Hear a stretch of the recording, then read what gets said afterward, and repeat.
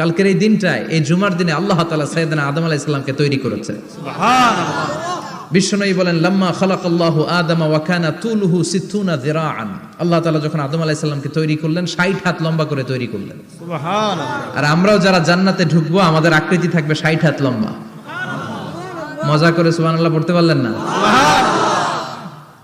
আল্লাহ সাইয়েদনা আদমকে তৈরি করলেন এই জুমার দিনে। আবার সাইয়েদনা আদম আলাইহিস সালামকে পৃথিবীর বুকে তিনি পাঠিয়ে দিয়েছিলেন এই জুমার দিনে। সুবহানাল্লাহ। কুল নাহবিতু মিনহা জামিআ, ও আদম, go down with your wife, তোমার স্ত্রী হাওয়াকে নিয়ে পৃথিবীতে নামো। সাইয়েদনা আদম আলাইহিস সালামকে আল্লাহ তাআলা পাঠিয়েছিলেন শ্রীলঙ্কার একটা পাহাড়ে, অ্যাডামস পিক। ওখানে ঐতিহাসিকভাবে প্রমাণিত, এটা হাদিসে নেই, কুতুবুত তারিখে এসেছে। শ্রীলঙ্কায় একটা পাহাড় আছে, কলম্বো থেকে অনেক দূর। ওই পাহাড়ের চূড়ায় সাইয়েদনা আদম আলাইহিস সালামের ফুটপ্রিন্ট আছে। ফুটপ্রিন্ট মানে পায়ের ছাপ। সুবহানাল্লাহ পড়ো। সুবহানাল্লাহ। তো যেদিন আদম আলাইহিস সালামকে আল্লাহ ওখানে পাঠিয়ে দিয়েছিলেন, ওই দিনটা ছিল জুমার দিন।